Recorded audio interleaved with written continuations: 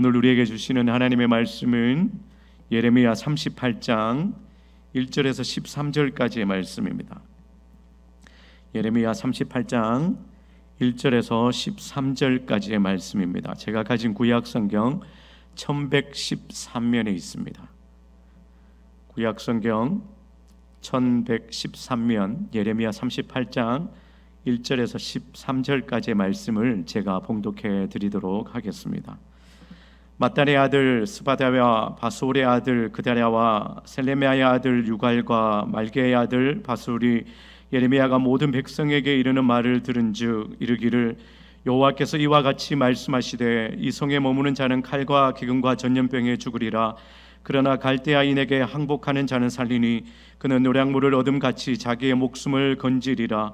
여호와께서 이와 같이 말씀하시니라. 이 성이 반드시 바벨론의 왕의 군대의 손에 넘어가리니 그가 차지하리라 하셨다 하는지라. 이에 그 고관들이 왕께 아뢰되 이 사람이 백성의 평안을 구하지 아니하고 재난을 구하오니 청하건대 이 사람을 죽이소서. 그가 이같이 말하여 이 성의 남은 군사의 손과 모든 백성의 손을 약하게 하나이다. 시드기야 왕이 이르되 보라 그가 너희 손안에 있느니라. 왕은 조금도 너희를 거스를 수 없느니라 하는지라. 그들이 예레미야를 끌어다가 감옥들에 있는 왕의 아들 말기야의 구덩이에 던져 넣을 때에 예레미야를 줄로 달아내렸는데 그 구덩이에는 물이 없고 진창뿐이므로 예레미야가 진창 속에 빠졌더라. 왕궁 내시 구수인 에벤멜렉이 그들이 예레미야를 구덩이에 던져 넣었음을 들으니라. 그때의 왕이 베냐민 문에 앉았더니 에벤멜렉이 왕궁에서 나와 왕께 아뢰어 이르되 내 주 왕이여 저 사람들이 선지자의 예레미야에게 행한 모든 일은 악하니이다. 성중에 떡이 떨어졌거늘 그들이 그를 구덩이에 던져 넣었으니 그가 거기에서 굶어 죽으리이다 하니 왕이 구스 사람 에벤멜렉에게 명령하여 이르되 너는 여기서 30명을 데리고 가서 선지자 예레미야가 죽기 전에 그를 구덩이에서 끌어내라. 에벤멜렉이 사람들을 데리고 왕궁 곳간 및 방에 들어가서 거기에서 헝겊과 낡은 옷을 가져다가 그것을 구덩이에 있는 예레미야에게 밧줄로 내리며 구수인 에벤멜렉이 예레미야에게 이르되 당신은 이 헝겊과 낡은 옷을 당신의 겨드랑이에 대고 줄을 그 아래에 대시오. 예레미야가 그대로 하매 그들이 줄로 예레미야를 구덩이에서 끌어낸지라. 예레미야가 시위대 뜰에 머무니라. 아멘. 오늘은 주신 말씀으로 하나님의 뜻을 따르는 자라는 제목으로 함께 말씀 나누도록 하겠습니다. 오늘 본문 역시 예레미야가 유다 백성들에게 하나님의 메시지를 전하는 장면으로 시작이 되고 있습니다. 이제 하나님의 메시지의 때가 점점 가까워지면서 예레미야의 선포 또한 더욱 공개적으로 담대하게 진행되고 있음을 오늘 본문이 우리에게 보여주고 있는데요.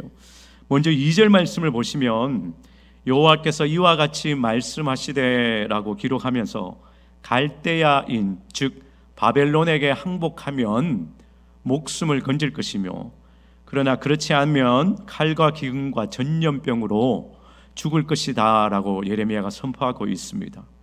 더 나아가서요 3절에서는 예루살렘 성이 반드시 바벨론에 의해 넘어질 것이라 라고 선언하고 있습니다. 이 예언의 메시지는요 유다 백성들 특히 그때 유다의 고위 관리들에게는요 참으로 듣기 힘든 내용이었습니다. 예레미야 이 공개적인 선포는요 당시 유다 왕이었던 시드기야를 모시고 있던 그 고관들 그 대신들에게까지 들려지게 되는데요. 오늘 본문 1절을 보시면 그 고관들의 이름이 나열되고 있는데요. 그들의 입장에서 예레미야는 매국노와 같은 사람이었습니다. 마치 이 나라가 망하기를 바라고 있는 것처럼 느껴졌을 거예요. 그만큼 예레미야가 전해야만 했던 그 메시지는요 전하는 자나 듣는 자 모두에게 쉽지 않은 정말 어려운 내용이었습니다. 이에 고관들이 시드기야 왕에게 예레미야는 나라의 평안을 구하는 것이 아니라 나라의 재앙과 재난을 구하는 자라면서 그를 죽여야 한다라고 간청하고 있습니다. 이에 시드기야 왕이 어떻게 반응합니까? 그들의 뜻대로 하라고 허락을 합니다. 분명 시드기야 왕도 예레미야에게서 그를 죽여야만 하는 사형을 처해야만 하는 그 이유를 찾지 못했을 뿐더러 시드기야 왕은요, 바벨론 왕 느부갓네살 왕에 의해서 세워진 왕이었어요. 그리고 그는 허수아비 왕이었습니다. 그에게는 아무런 힘이 없었어요. 오히려 친애굽 성향을 가진 그 대신들, 고관들의 눈치를 보고 있는 상황이었습니다. 그래서 그는 허락할 수밖에 없었어요. 그래서 결국 그들은 예레미야를 마실 물조차도 없는 그 진창 뿌린 구덩이에 던지게 됩니다. 굶어 죽게 내버려 두는 거죠. 그들의 손으로 죽이기에는 리스크가 크다라는 거죠. 그들에게 피를 묻히지 않고 그냥 그 구덩이에서 굶어 죽기를 바라기 때문에 구덩이에 던진 것입니다. 예레미야는 하나님의 뜻에 따라 그 메시지를, 하나님의 예언을 그의 삶을 통해서 계속 전하고 있었습니다. 온전한 순종의 삶을 살았는데 이처럼 하나님의 뜻을 행하며 살아간다는 것이 때로는 말로 표현할 수 없는 어려움이 있다라는 것입니다.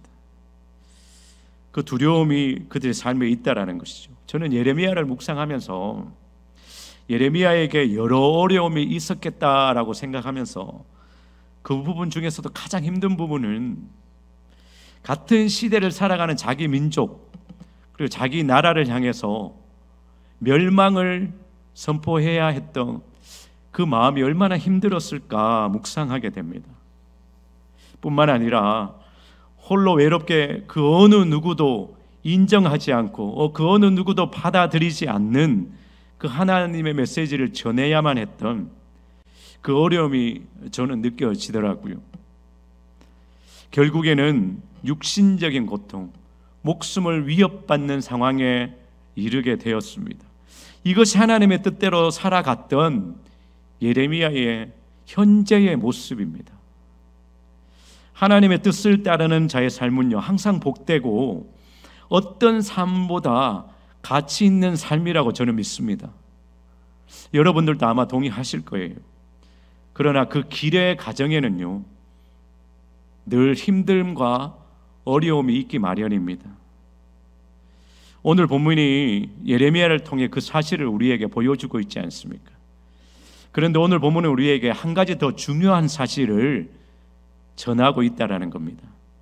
하나님의 뜻을 따라가는 자에게는요, 하나님의 뜻을 따라 살아가는 자에게는 하나님께서 늘 돕는 손길을 믿음의 동력자들, 즉 하나님의 뜻을 따라 살아가는 자들을 보내어 주신다라는 것입니다. 7절 말씀을 보십시오. 이제 굶어 죽을 수밖에 없는 예레미야에게 하나님은 왕궁 내시인 에벳멜렉이라는 사람을 보내어 주십니다. 성경은 그를 구스인이라고 기록하고 있어요. 에티오피아 사람입니다. 무슨 말입니까? 이방인이라는 뜻이죠. 하나님은 하나님의 뜻을 살아가다가 죽을 지경에 처해 있는 예레미야에게 이방인이었던 구스 사람 에벳멜렉을 보내어 주신다라는 거죠. 그가 시드기야 왕에게 예레미야를 구해야 한다고 간청하고 있어요. 오늘 본문에서는요, 왕의 내시였던 에벳멜렉이 당시에 그 유다의 고위 관직에 있는 그 대신들이 예레미야를 구덩이에 던져 넣게 되는데요. 그런데 감히 왕에게 그 예레미야를 구해야 된다라고 간청하는 그 이유를, 그 근거가 어디 있는지 오늘 본문은 밝히고 있지 않아요. 그의 행동은요, 당시에는 굉장히 위험한 행동이었습니다. 자신도 그 구덩이에 빠질 수 있을 뿐더러 목숨을 걸어야 되는 일이었어요. 심지어 9절을 보시면 그는 고관들이 예레미야에게 행한 이 모든 일들은 악한 행동이라고 시드기야 왕에게 고하고 있습니다. 감히 내시가 어떻게 이런 행동을 할 수 있었으며, 또한 우리가 알고 있듯이 아무런 힘도 없는 그 허수아비 왕을 모시고 있던 그 내시가 그 고관들에게 맞설 수 있었을까요? 오늘 본문은 그에 대해 왕의 내시 구수인 에벳멜렉이라고만 기록하고 있습니다. 그러나 그 다음 장인 39장 18절을 보시면요, 하나님은 예레미야를 통해 그 왕의 내시 에베멜렉에 대해 이렇게 말씀하고 있습니다. 39장 18절 말씀인데요. 내가 반드시 너를 구원할 것인즉 내가 칼에 죽지 아니하고 내가 노량물같이 내 목숨을 얻을 것이니 이는 네가 나를 믿었음이라 여호와의 말씀이니라 하시더라 라고 기록하고 있습니다. 그 어떤 누구도 예레미야를 통한 하나님의 예언의 말씀을 믿지 않던 그때에 에벤멜렉은 그 하나님의 말씀을, 하나님의 예언을 믿었더라는 것입니다. 하나님의 뜻을 따르는 자였습니다. 그리고 하나님은 그의 믿음을 보고 계셨다라는 것이죠. 아무리 혼탁한 세상이고 악한 세상일지라도 하나님은 하나님의 뜻을 따라 살아가는 자를 보고 계심을 믿으시기 바랍니다. 하나님은요, 그런 자들을 통해 일하시며 그런 자들을 통해 계속해서 하나님의 역사를 써내려가고 계심을 믿으시기 바랍니다. 사랑하는 여러분, 하나님의 뜻을 따라가는 선한 일을 행할 때일지라도 어려움은 늘 다가오기 마련입니다. 그러나 낙심하지 말 것은요, 하나님께서 반드시 예비하신 믿음의 동지들을 보내어 주신다라는 것입니다.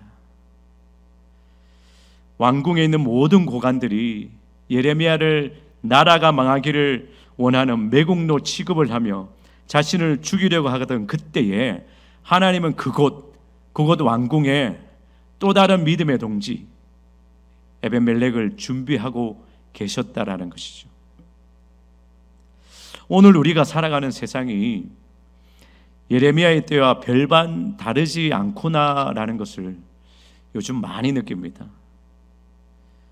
절대적 진리가 부정되는 시대예요. 우리는 그러한 시대를 살아가고 있습니다. 성경적 가치가 무너지는 세대를 살아가고 있습니다. 오히려 성경적 가치를 얘기하면 법적인 제재를 받아야만 하는 그런 세상을 살아가고 있어요. 그러나 여러분, 하나님은 이 땅을 살아가는 우리를 향한 분명한 계획을 가지고 계심을 믿으시기 바랍니다. 하나님은 지금도 하나님의 뜻을 따라가는 자들을 곳곳에서 준비시키고 계십니다. 오늘 우리가 함께 찬양했듯이 내가 갈 길은 멀고 밤은 깊지만 빛 대신 주님께서 우리가 걸어가는 그 믿음의 여정을 비춰주실 것입니다. 우리는 그 빛을 그저 따라가면 돼요. 곁길로 가지 마시고요, 그렇다고 그 길을 급하게 빨리 가려고도 하지 마시고 매일매일 한 걸음씩 믿음의 발걸음을 내딛는 저와 여러분 되시기를 간절히 소망합니다. 하나님의 뜻을 따라 걷는 자들의 길은요, 오직 한 길입니다. 우리가 그 길을 걷는다면요, 우리는 언젠가 그 길에서 다 만나게 되어 있어요. 오직 한 길이기 때문에 하나님의 뜻을 따라 걷는 자의 삶의 길은 같은 길입니다.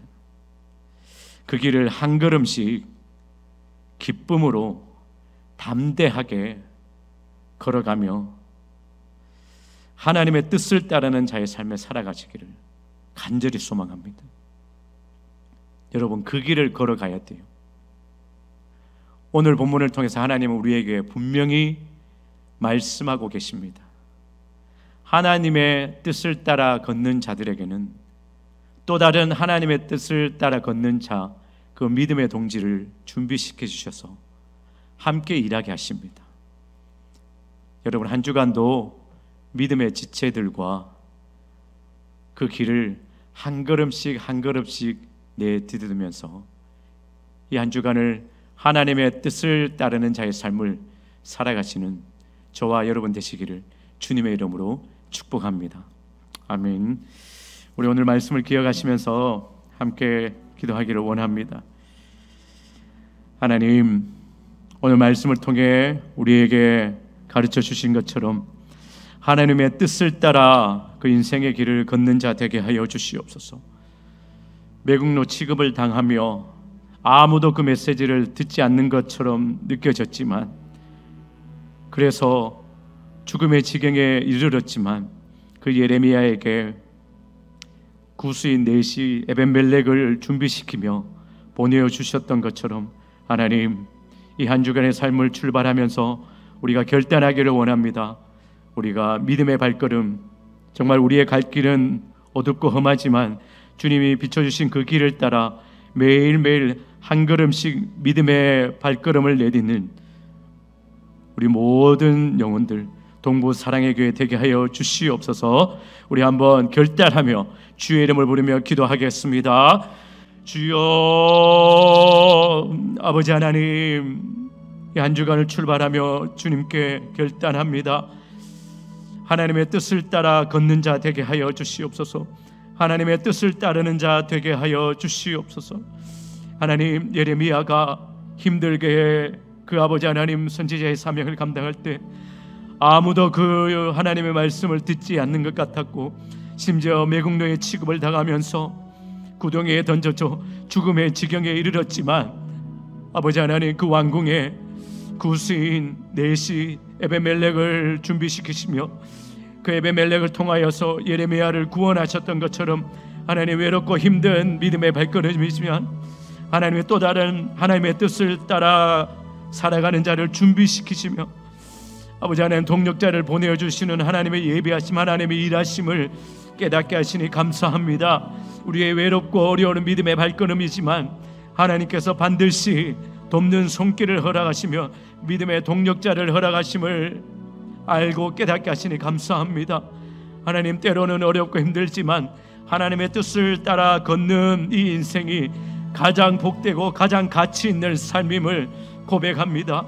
하나님, 이 길을 우리 완주할 수 있게 하여 주시옵시고 절대 곁길로 빠지지 않도록 인도하시고 이 길을 아버지 하나님 급하게 빨리 걸어가려고 나의 욕심을 부리지도 않게 하여 주시옵시고 매일매일 한 걸음 한 걸음씩 믿음의 발걸음을 내딛는 자 되게 하여 주시옵시고 이 아버지 하나님 믿음의 여정 끝에서 주님을 바라보는 그때에 정말 착하고 충성된 종아 잘하였다라고 주님의 그 음성을 듣는 그때를 우리가 사모하며 이 믿음의 발걸음을, 믿음의 여정을 걸어갈 수 있게 하여 주시옵소서. 하나님, 동부 사랑의 교회가 그러한 교회 될 수 있기를 간절히 소원합니다. 동부 사랑의 교회를 통하여서 복음이 전해지게 하여 주시옵시고 이 교회에 발걸음하는 모든 영혼들이 회복되며 복음을 깨닫고 영생을 누리며 주 안에 거하는 평안과 안식을 누리는 그러한 역사가 일어나게 하여 주시옵소서. 하나님, 어렵다고 하는 때에, 힘들다고 하는 때에 아버지 하나님 믿음의 등대로서의 역할을 감당하는 교회 되게 하여 주시옵소서. 하나님, 그 사역과 그 일을 위해서 담임 목사님, 모든 교역자들을 아버지 하나님 세우셨는데 늘 강건함으로 인도하여 주시옵시고 우리 담임 목사님과 모든 교역자들을 통하여서 선포되어지는 그 말씀이 하나님 이 세상에 그 영혼들을 구원하게 하여 주시옵시고 그들의 마음을 회복시키게 하여 주시기를 원합니다. 하나님, 우리의 진행되는 모든 사역들, 모든 아버지 하나님 다락방 모임들, 그것들을 인도하여 주시기를 원합니다.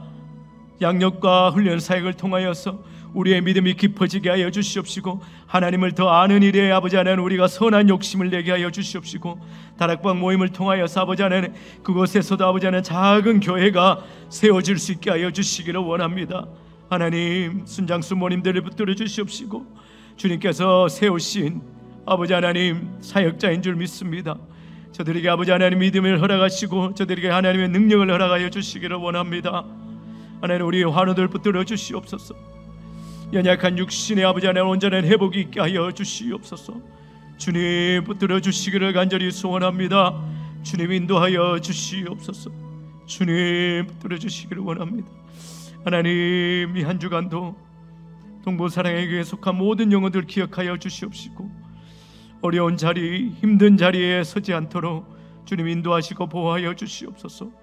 혹 그런 자리에 설지라도 주님 바라보게 하여 주시옵시고 힘들고 어렵지만 하나님의 뜻을 따라 살아가는 자로서 믿음의 한 걸음을 내디딜 수 있도록 하여 주시옵시고 그 걸음을 주님 함께 걸어 주시옵시며 우리의 손잡고 그 길을 함께 걸어가시기를 간절히 소원합니다. 나의 손을 잡으며 나의 발을 맞추어 걸어가시는 그 주님이 언제나 느껴지는 이 한 주간의 삶 될 수 있도록 주님 인도하여 주시옵시고 주님 붙들어 주시옵시고